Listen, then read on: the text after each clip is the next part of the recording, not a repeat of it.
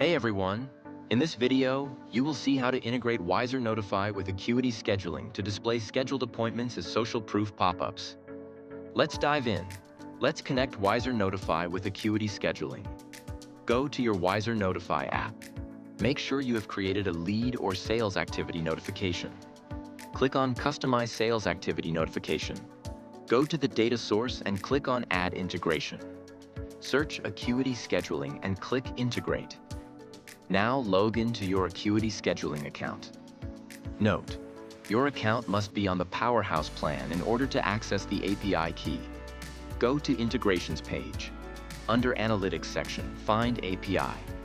Click on View Credentials and copy the user ID and API key. Now go back to WiserNotify app. Enter your user ID. Paste the API key, enter a name, and click Create. Now close the integration pop-up, and make sure to select Acuity Scheduling in the integration list.